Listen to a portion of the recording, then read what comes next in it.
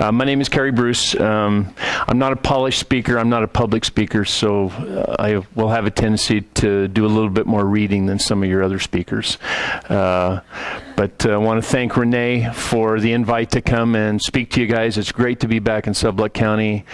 See John, see Renee, see Dave, see some old friends here over the years. So it's really nice to be back in Sublette County. Spent a lot of time here with Mickey. The title slide says I'm the president and CEO of the McMurray Companies. Up until March 10th of 2015, I happily occupied the position of senior vice president of Nerd Gas Company. It's a privately owned Wyoming-based oil and gas exploration company based in Casper. On March 10th, our owner, Mickey McMurray, took his life. And on that date, all the lives around him, his family, friends, employees, businesses, our university, and our state were altered.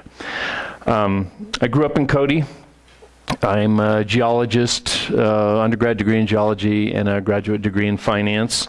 I've spent the last 31 years of my life in a state my ancestors homesteaded. I work at the intersection of two rewarding industries, oil and gas exploration and banking. And I had the wonderful fortune to work with and work for Mickey for most of this period of time, for the past 31 years. In Wyoming, we're the quintessential flyover state, okay? We've got no professional sports teams. We've got no center for the performing arts. We've got no major political stage, no political voice. One lone House representative and a couple of electoral votes, 3 electoral votes, so we don't command a lot of attention. But Mickey and Susie were arguably 2 of the most visible and successful and philanthropic people our state has ever known. And I'm preaching to the choir here, but we're a state with only 560,000 people. We're known primarily for just 3 things: our exports of energy, coal, oil, natural gas, to the rest of the nation. We're known for our fierce pioneer work ethic, and we're known for our aversion to public speaking. To people, actually, speaking to people in general.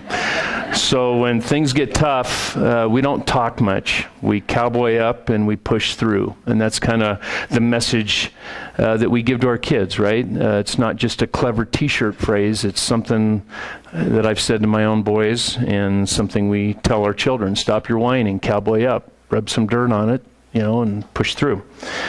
So today I'm going to break rule number 3. With Mrs. McMurray's blessing, I'm going to speak about Mickey's suicide. And I'm going to give you some observations on the effect of an entrepreneur's suicide, the effect it has on his businesses and the relationships woven into his many businesses. And I'm aware I'm talking to a room full of, some of you are trained professionals, and you know a hell of a lot more about what I'm going to talk about than what I'm going to tell you. So forgive me if my observations are simplistic or a little bit naive. I'm a geologist, I'm a banker, I'm a businessman, but I've spent the last 2 years learning about depression and this horrible disease of suicide. And I have a lot more to learn before I understand it, if I ever do. So forgive me. But I'm going to remind everybody to remember Mickey's observation about giving advice as well. He would often tell me that's just one man's opinion. So here we go. It's one man's opinion. Let me get this. We live in the suicide belt. Wyoming is squarely in the suicide belt. Those are the dark red states. Between Wyoming, Montana, and North Dakota, we swap rankings as to who's first, second, and third, depending on the year. But the last iteration I saw was we were number 1, Montana was number 2. We have the factors influencing this. We've got high gun ownership, we've got an older population, and we have wide open, isolated spaces. Suicide rates are the highest in March, April, and May as the sunlight decreases. Okay. And these are just, we'll have some facts that we kind of throw out here.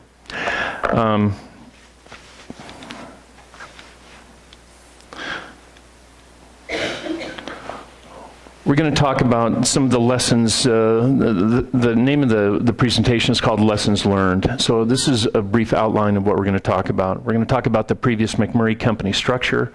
We're going to talk about what I call a transition period. It's the 18-month period between Mickey's death and the evolution to our existing structure. We're going to talk about our current structure, future, and what lessons we have learned.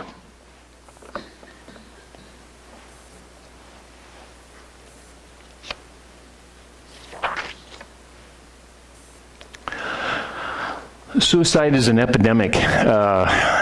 Homicide kills 5.1 citizens per 100,000 in the U.S. in 2013. This is from the National Center for Health. Suicide in America took 13 lives per 100,000 in 2014. It's almost tripled. 2.5 more deaths annually from suicide than homicide nationally. It is an epidemic. This is a slide of nerds hard at work. Susie's pretty persuasive, Mrs. McMurray, and I need to stop and give her all the credit in the world for allowing me to tell her family's story and her business story. This is personal. We get into her personal relationships and their business, and she's been so cool about just saying, get up and tell the story. She's an amazing woman. And as the slide says, she's also very persuasive. She's the only person who could persuade 4 nerds to take off their clothes in front of 15 roughnecks for a nonprofit calendar. So she's my boss now, and she's amazing, and I love her to death. We've got multiple overlapping relationships we're gonna talk about. There's the family. It's Susie and her children and grandchildren and extended family.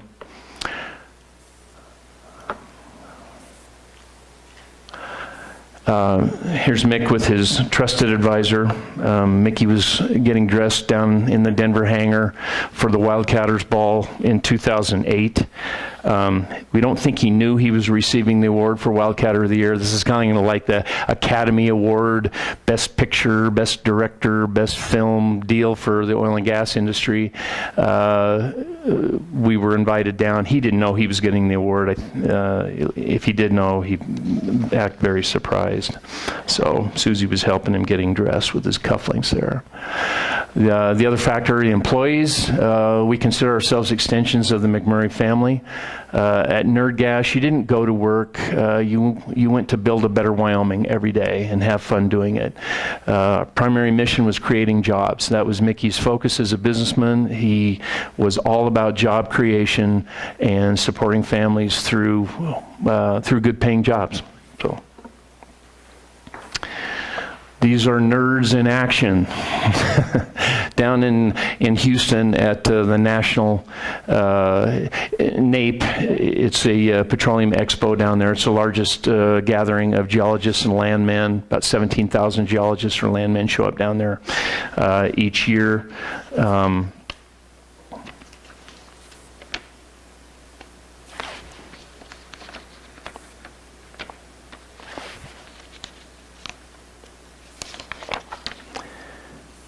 At this expo, they buy and sell and invest in geologic properties. Mickey and Aubrey McClendon, who is the CEO of Chesapeake Oil and Gas, that name may or may not mean anything to anybody here. It's a big deal in the oil and gas business. They were like rock stars down there at NAPE. This was at the George Brown Convention Center where they held the Republican National Convention, lots of conventions. It's huge. It is a massive facility, but it seemed like everybody in the entire facility knew Mick and knew Aubrey, and he was so accessible to all these people. Not perhaps more than a coincidence, both Mickey and Aubrey McClendon took their lives within 12 months of each other. Our engineer is the gentleman in the center in the white shirt, Tim Smith. He's from Newcastle. His brother took his life by suicide 2 years before. As I've come to learn, suicide touches Many more of us than we care to admit. It's all around us. It's touched all of our lives, all of our families, either directly or indirectly. So that's the business relationships. We have external relationships as well that we'll talk about. We've got friendships. Many of you in this room we're friends with Mick and Susie. We've got LLCs and business partners. We've got financial relationships with banks and investment firms, philanthropic relationships, and political relationships. The philanthropy that the family has undertaken in the state of Wyoming is well documented. Some of it's extended over here to Sublette County. But it's all over the state. They really wanted to reach out and develop those philanthropic relationships all over the state of Wyoming. This was at Governor Dave's inauguration back in 2007. These are some friends from Casper. All these relationships had one common link, and it was Mick. So, from 1970, we'll dive off into a little bit of the management style that Mickey employed that led to his business success. In 1970, after returning from serving his country in Vietnam, Mickey and his brother Victor struck out on their own to form McMurray Brothers. It was a heavy highway contracting business. They started with $3,000 in capital, and they grew their business into one of the largest and most successful heavy highway construction contractors in the state. They competed against their father, Neil Sr. So Neil Sr. had Rissler McMurray Heavy Highway Contracting, and there was McMurray Brothers. They'd go to bid lettings. They'd compete against each other. They competed fiercely against each other, and they loved each other dearly. It was pretty cool. McMurray Brothers liquidated their business in 1988. They had a giant auction out at the Casper Airport, and it was conducted by the Forkey brothers, and that was the cash that Mickey took that we'll get into, that was plowed back into the Jonah Field in Sublette County. His management style led to his success from 1970 to 1990, the 20 years that he was with McMurray Brothers. They had one singular focus in the business. It was highway and road construction. They built roads all over the state of Wyoming, everywhere.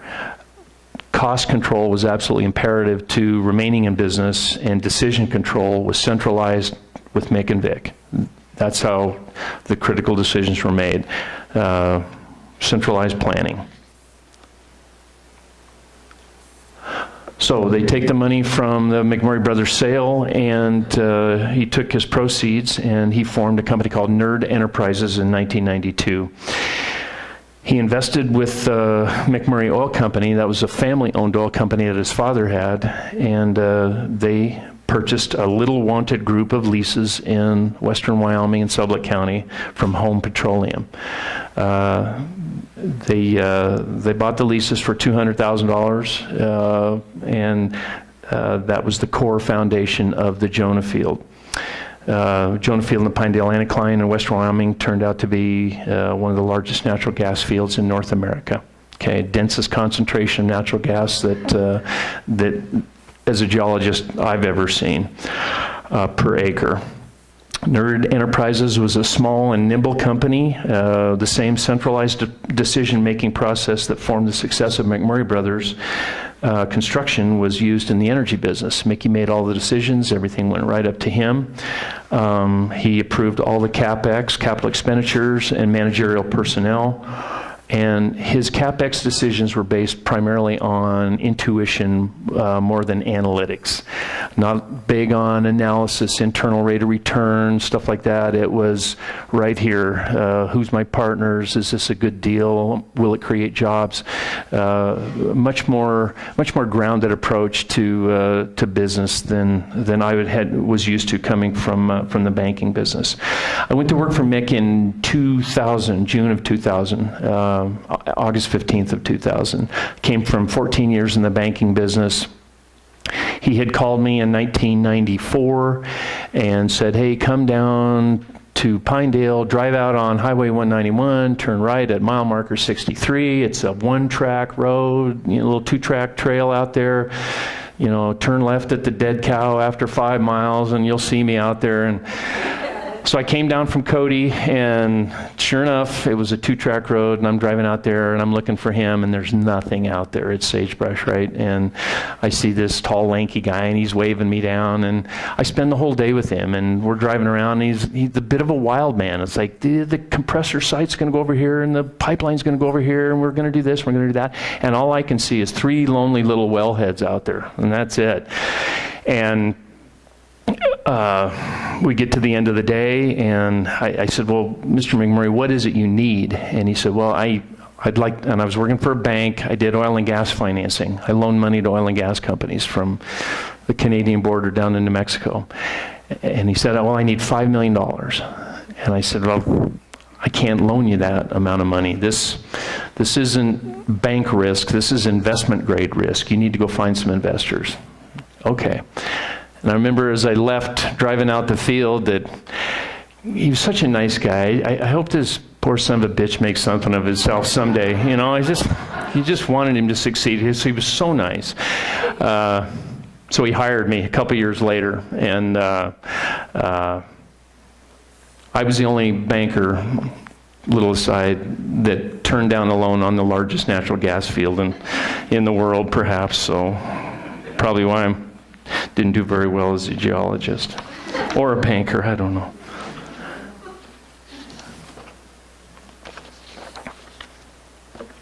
But that was the start of the Jonah Field. They took the proceeds and purchased the leases from Home Petroleum. Year period, less than that, was on rapid growth. There wasn't a lot of time for formalized planning for the future. It was get the capital deployed on as much as quickly as you could and start creating jobs.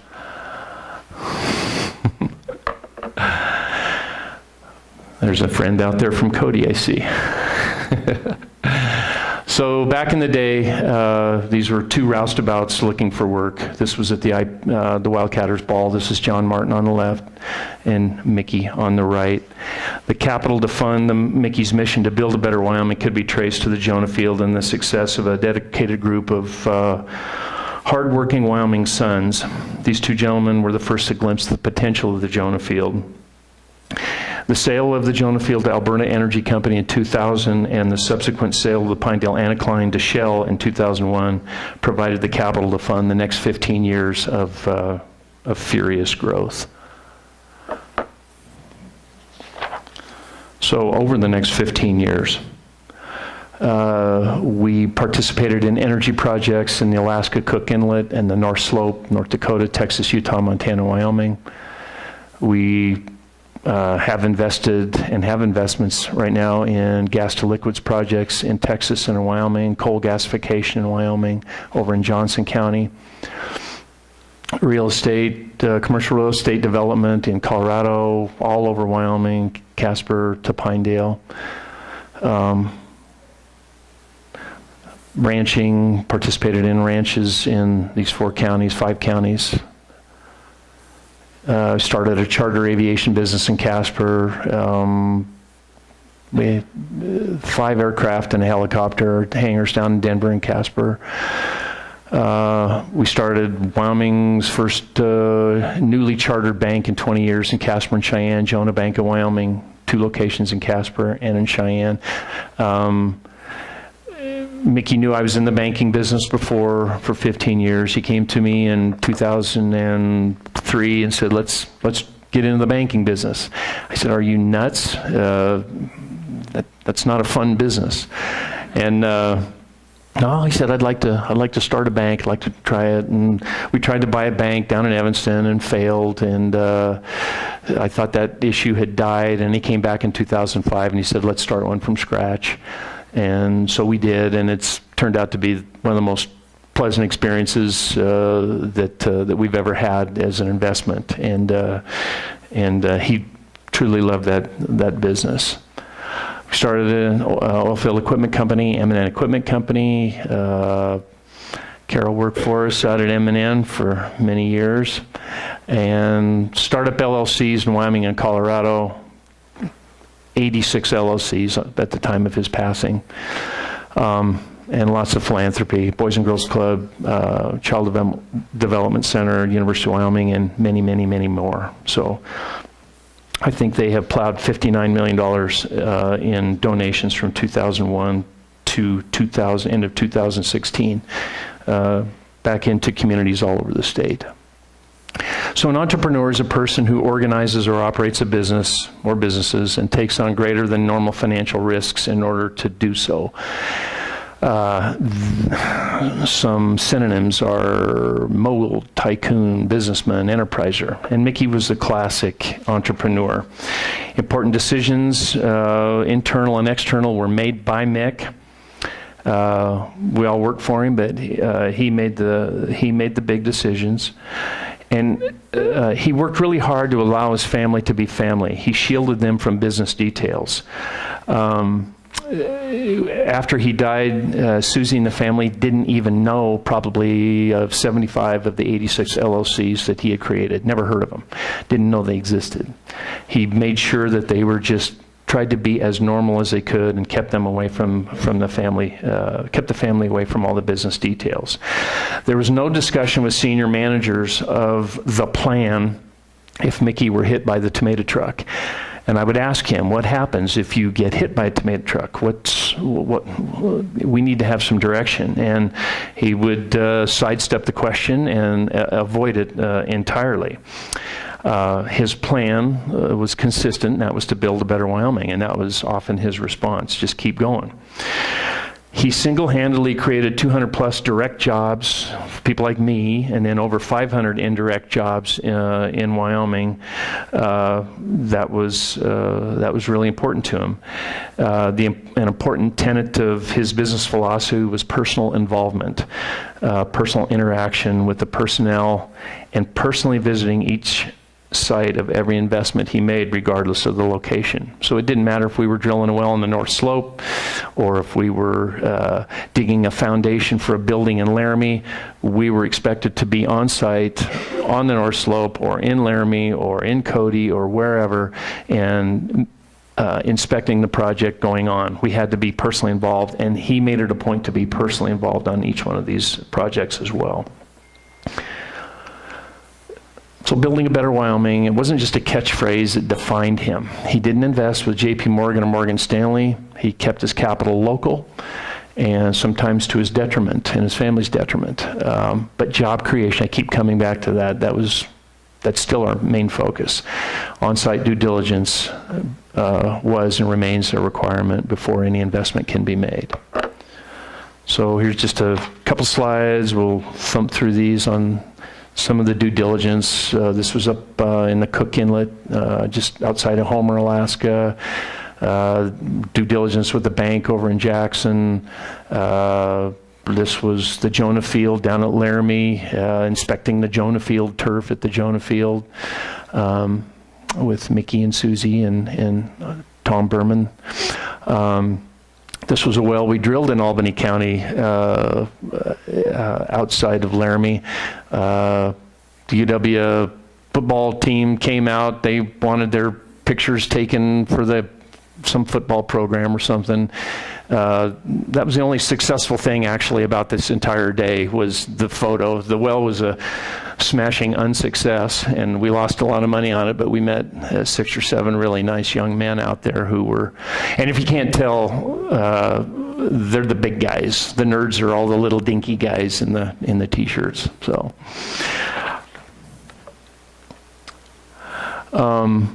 This was the wackiest due diligence trip we ever took. We went to Powell. Mick and I flew up there and landed at the Powell airport. We were looking at a construction company in Powell whose owner had just committed suicide, and the family was looking to monetize the business, and we were looking at buying it.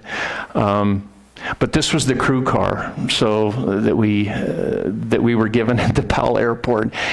And it had a $1 million Ronald Reagan bill on the front seat, a box of 357 shells, and a pair of white men's underwear in the crew car. And Mickey proudly drove that all around Powell. In fact, Jamie, we went and picked up Bob Moore for lunch, and he hopped out of his real estate office to go to lunch with us, and he was expecting to see the Escalade or the big Tahoe, and Mickey hops behind the wheel in this car, and I jump in the back seat, and Bob was so embarrassed he just slunk down and got lower and lower and lower, so just the top of his head could be seen driving around Powell in this car. So, fun day. We didn't do the deal, needless to say. This was probably the largest capital expenditure we had. This was the $13 million well over in Uena County. Another smashing unsuccess, gut-wrenching failure. It was a $15,000 horizontal test of the Mission Canyon Formation in Uena County, but you wouldn't know it looking at Mickey's face. He was a wildcatter, and he was out on a rig site, and they were drilling wells, and he was as happy as he could be. So, with rapid growth comes rapid challenges. So his desire for personal due diligence came into direct conflict with the amount of time available. As you created more and more companies, and you became more invested, and you were just spread more thin. It conflicted with the available time. Again, he wanted to be part of every due diligence trip. So a business, really, any business, any government entity, you've only got three resources to draw upon. You've got capital, you've got people, and you've got time. Those are the only three things you've got to work with. So at any point in a business life cycle, there's usually an abundance of one or the other of the three resources and a lack of one or the other. In a normal startup business, you've got time is often plentiful, but you're short on capital, perhaps short on people. In the mature business setting that Mickey found himself in here from, say, 2010 on, capital and people were plentiful, but time became the constraining factor. His desire to be involved, he couldn't be as involved as he wanted to. And he couldn't be part of the due diligence process. And I know this bothered him. Insider company, we've got three, this is kind of the company hierarchy. We had energy investments in the yellow box. That was oil and gas, gas to liquids, uranium construction. That was my responsibility. We had another gentleman that managed commercial real estate, and yet another gentleman that managed the ranches. These three divisions were siloed.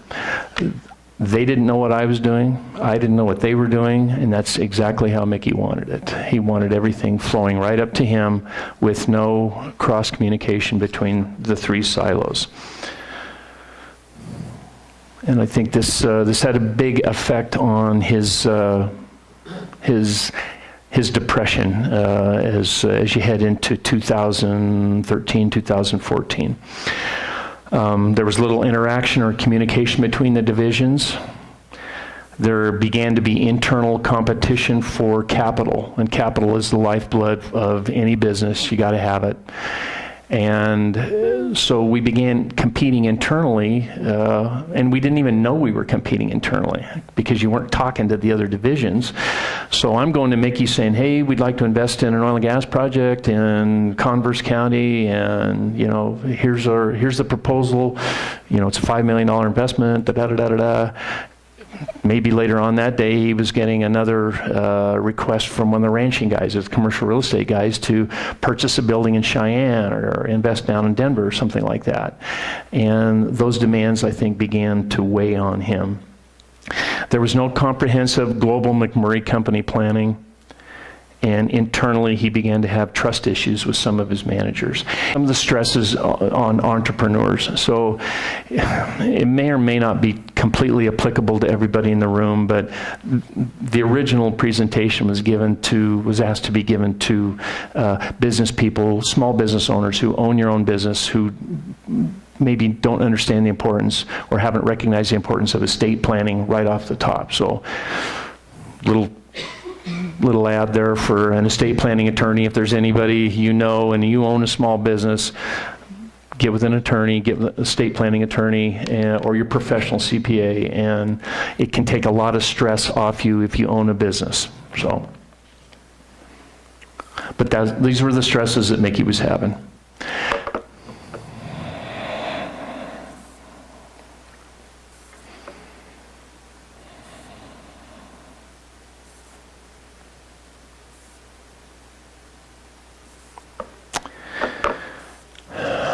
Okay, so some of the business stressors that Mickey was undergoing. He had a deteriorating trust in key management personnel. He had a deteriorating confidence in the Wyoming economy. There was a lack of comprehensive global McMurray Company planning for the future. There was a lack of defined succession plan for the McMurray companies. And the volume of investments and activity gradually, I think, began to overwhelm him. The end result was Mick was having increased anxiety about the future. And you could see this, kind of going back to probably early 2014 and just gradually increasing throughout the year. Other contributing factors that I've learned about since doing research for this little presentation and others, he was a Vietnam veteran. These are other contributing factors to suicide in the suicide belt, if you remember at the top of the presentation. So he was a veteran. He had access to guns. He was recovering from a serious injury, back injury that required general anesthesia in January. He began to distance himself from business decisions, where before he was the first guy at work literally every morning and the last guy to leave. Now he would come to work before everybody else got there, leave at around 7:15, and go get on a piece of machinery somewhere out in the hills and just move dirt, and then come back after everybody left. He was just in a bit of avoidance. And then he began to express financial concerns to myself and to some of the bankers at Jonah Bank. He also suffered 2 significant losses within a 10-month period of time. He lost his father, who was his mentor and his friend and also his competitor. But his father was one of those rare people who had already he was already successful. He didn't need anything from Mick. He could give Mick straight up advice as a father can give a son, can give you absolutely unvarnished, whether you want to hear it or not, straight up advice. And the loss of his father, I know, weighed heavily on him. And then we lost our CPA, Jerry Cornea, who Mickey depended on for financial advice ever since they were with McMurray Brothers Construction.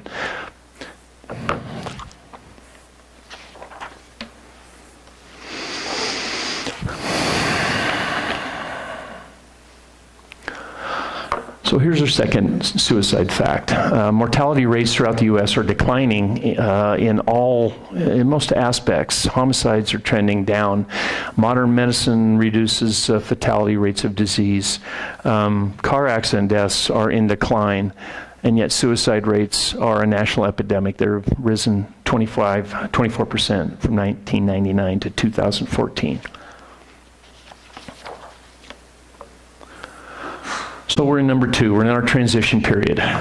Mickey took his life at 1:38 in the morning on March 10th, 2015, and we woke up the next day and we had to get on top of, this is 83, but I think it's 86 LLCs and investments. We had to get on top of what we owned, where it was located, why we made the investment, and who were our partners. There were literally weekly decisions, and for the first 2 months there was a daily decision on what to do with an LLC. And we're still in that mode right now, but it's much, much more calm right now. But those are the decisions. If you can imagine a bell-shaped curve, you have the 10 LLCs on the one end that are no-brainer keepers.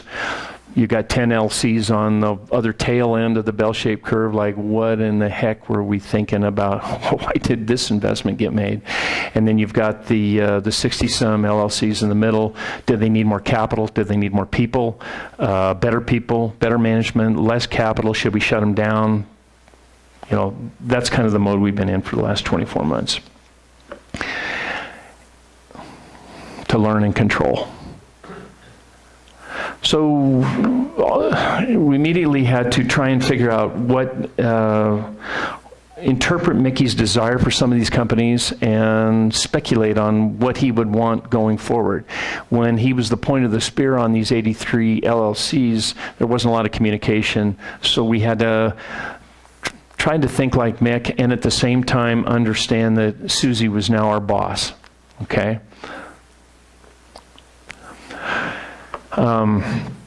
In the 120 days immediately post-death, we had to read all the operating agreements and understand who our partners were, what position we took, whether we were in a minority position or majority position or controlling position, or was it a good investment, not a good investment, look at the financials, et cetera.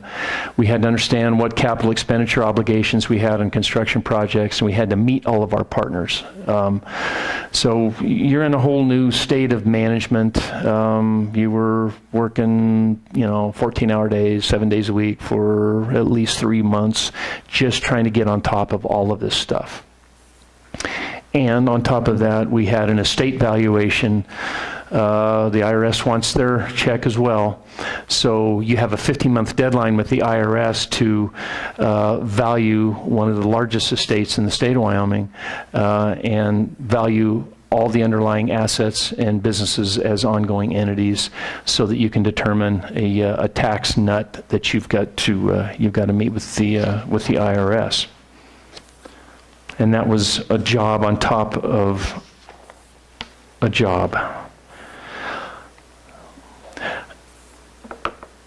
The family had an even more rapid adjustment, okay? We were getting paid to do this. This was our job, so you just rolled up your sleeves and did your job. The family had lost the patriarch of their entire family. And where he had worked to shelter the family from business stress and decisions, Susie was now in control. Some of the LLCs she was very familiar with, the aviation company, because she flew on the planes, the oil and gas company, because that was part of their life. Some she'd heard mentioned, others she didn't even know existed. So we began meeting with her once a week to not only educate ourselves, educate Susie on these assets that she owned, and ask her, what do you want to do with it? There was a rapid adjustment for the employees, and so Susie consolidated the 3 divisions, and this is kind of in this transition period, we've consolidated the energy, the ranching, and the real estate into one company that's now called the McMurray Companies. They appointed one president CEO, and that's me. Two of the managers left the companies, and the siloed structure that we had was shattered, okay? So we've decreased our employees from 60 employees down to 32. We've just gotten leaner and meaner, and now there's lots of communication with the operations managers and our accounting team on what it is we're invested in. If we need capital, how do we get the capital? Do we borrow money? Do we go to the owner for capital infusion? What do we do? But the employees, I think, are a lot happier with the way the structure is now, because everybody knows pretty much what everything else is doing and is going on. There's a rapid adjustment for the business relationships, external. So some of the amended operating agreements had to reflect the change in ownership to Susie. We amended operating agreements to reflect majority ownership. And some of our partners, frankly, struggled with the focus that this isn't how Mickey used to do it. We heard that for a year from some of our partners, and you were patient and you nodded your head and you listened and you said yes, but this is how Susie wants to do it now. And in her own way, she's in some ways a better businessman than Mickey is. She grew up in Hannah, Wyoming. Her father owned the combination restaurant, bar, and post office in Hannah, Wyoming, and she is a grounded Wyoming woman. to the nth degree. So she makes her decisions from the gut too, and she's a really good judge of people and character. And I think in some ways she's a better judge of people and character than her husband was. Mickey was so trusting and believed in the best in everybody, and Susie knows better. So there's a shift in the focus, where Mickey's focus was on rapid growth, building a better Wyoming, getting that capital out as fast as he could in all corners of the state of Wyoming. Susie's focus is on control and efficiency. She still wants a better Wyoming, build a better Wyoming, but she wants to do it in a much more controlled and controlled fashion. She's the primary decision maker. We hired a company called Grant Thornton. It's a national accounting firm to help us with the estate planning process. They did an evaluation on all the LLCs. They've now been helping out with estate planning going forward so that she can meet Generation 2, Generation 3 needs as we go forward. The focus now is on efficient operations. That's the challenge every day. Third fact, there's a funding disconnect when it comes to suicide. So it's the 10th leading cause of death in the U.S., and it's the 160th, it ranks 160th in research funding, according to the National Institute of Health. So it's in the top 10, and it receives less funding than half the funding of sexual and gender minorities research, topical microbiocide research, some of these things that are out there. And there's a stigma associated with it. There's a stigma associated with depression. There's a stigma associated with suicide, which is one of the things that's really cool about Susie saying, get up and talk about it, because she would like that stigma to go away. As we talked about earlier, it affects a lot of people in this room, affects me personally, inside my own family, and the only way we're going to get over the stigma is just to be able to talk about it and where to find help. So this is the current structure. There's Susie, she's got a family and advisors, and what's called a family office. That's the office that manages her business affairs. The next level is the exec VPs and managers and myself, and then you've got operational managers down below. So everybody wears a lot of different hats. We've got a petroleum engineer who has never done any building construction, and he's overseeing a $13 million construction project down in Laramie, and he's doing an awesome job at it. I cannot say enough about the bright, intelligent, hardworking people that we've got. We're so blessed. We communicate and we plan. Okay, lots and lots of communication, lots and lots of planning, step-by-step process. Weekly meetings with the family on capital allocation, estate planning, and their finances. Our goal as employees is to eliminate stress on the family. We want to make sure that they are absolutely comfortable going forward, that they know all of their assets can be transferred from Susie when she passes away to her next generation, and they're not going to go through the same challenges that we went through this last go around. We're working hard to steward our two most precious resources, and that's capital and time. We're trying not to waste anybody's time. And we've eliminated siloed communications.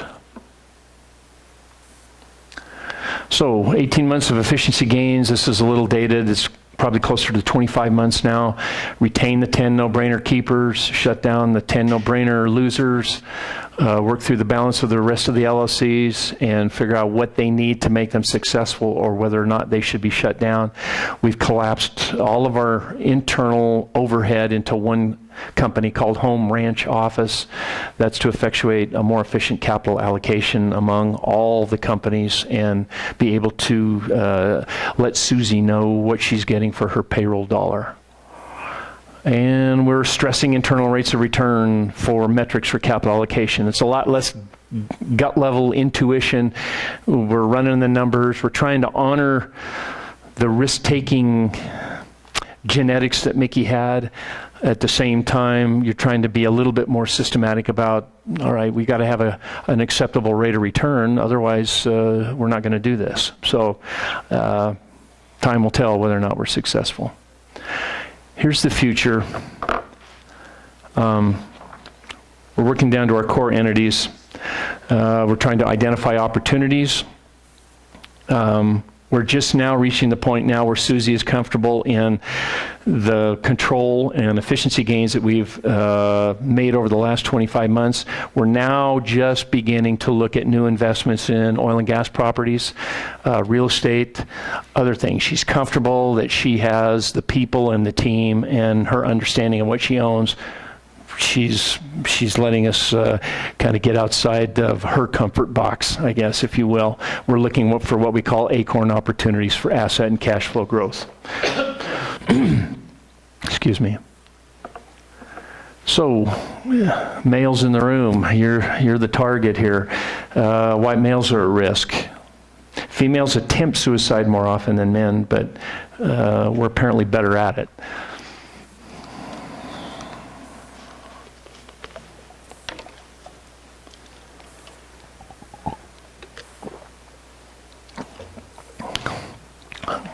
So I was wrong. Montana ranks 1, and Wyoming was 4th in the nation. And I forget which year this was taken off of.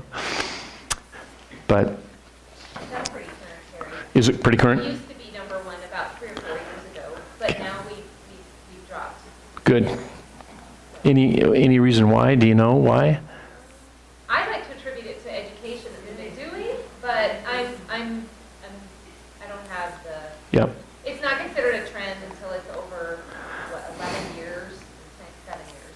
Okay. So we're still working on it, but that is currently correct. Thank you. Thank you.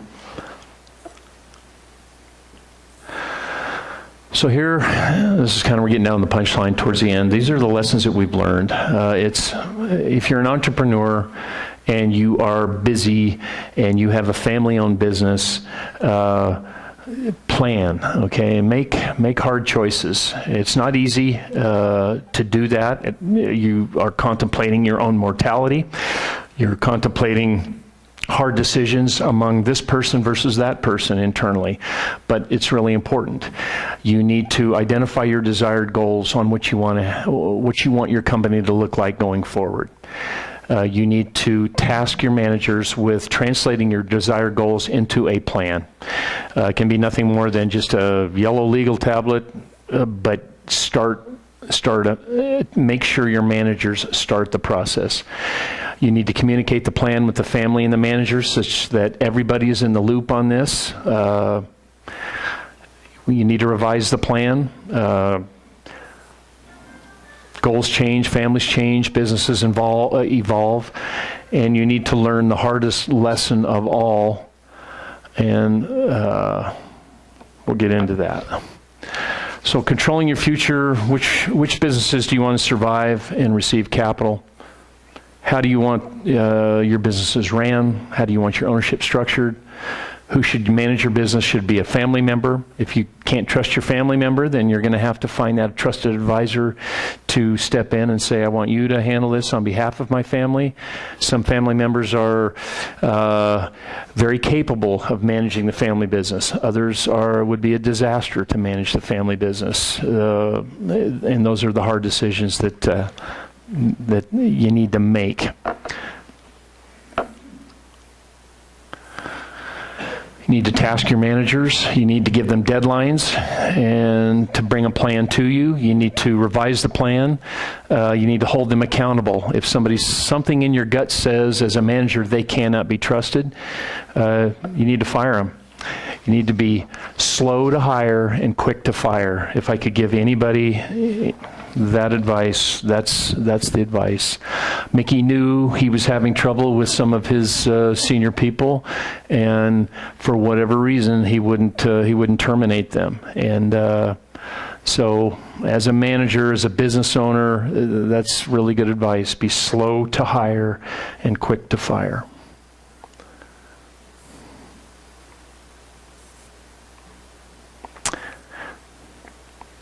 You need to communicate the plan with your family, your trusted advisors, your CPA, your estate planning attorney, your managers.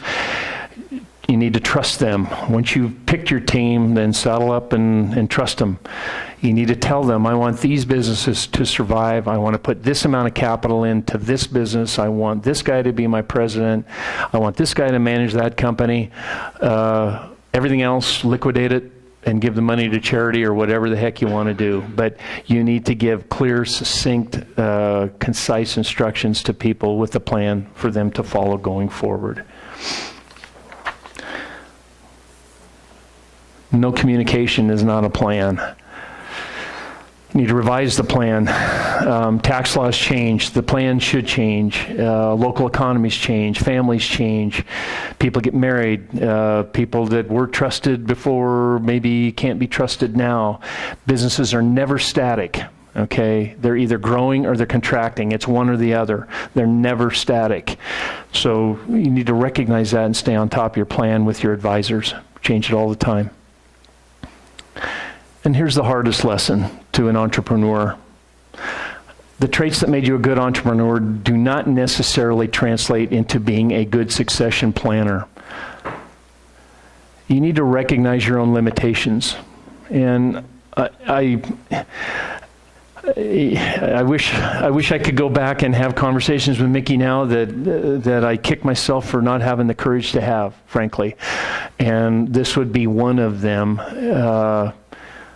Because I think when I look back now, he was saying things and doing things and saying things to me that were asking for help, and I was either much too respectful or too dumb or whatever to recognize that at the time. I do differently now. So, get good advice. CPAs, attorneys, professionals, family, managers. Surround yourself with advisors whose values align with your own values. And this is my advice to myself at the top of the list. It's have the courage to intervene.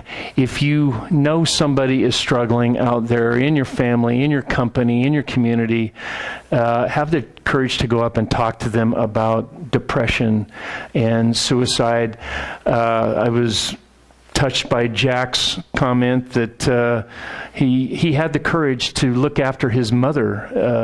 That's wonderful. It's when she said she was thinking about killing herself, you don't take that lightly. You address that right now. And I was really proud of the fact that he had the courage to seek help for his mother. I will say too, in Wyoming, culturally, we don't stick our nose into other people's business. Okay. My family homesteaded here. I'm fourth generation Wyoming guy, and you grew up not poking your nose into anybody else's business. You kept to yourself, and if you had something that wasn't nice to say, you kept it to yourself. You tried not to say that. And so culturally, I think in Wyoming, we tend not to want to come up to somebody and say, hey, do you need help? And that's a challenge for everybody in the room. Me at the top of the list. So have the courage to intervene. Enough on that. It's a major preventable problem. Don't avoid difficult discussions. Just stick your helmet right in their numbers and tackle it. So, and I'd like to thank our employees and the bankers who contributed to their thoughts to this presentation, and especially to Mrs. McMurray and their family for letting me talk about their family. This is not my story again. This is their story. So that's all I've got. Thank you so much. I applaud everything you guys are doing over here, both in terms of drug prevention, drug education, but also addressing this terrible issue of depression and suicide. So thank you much.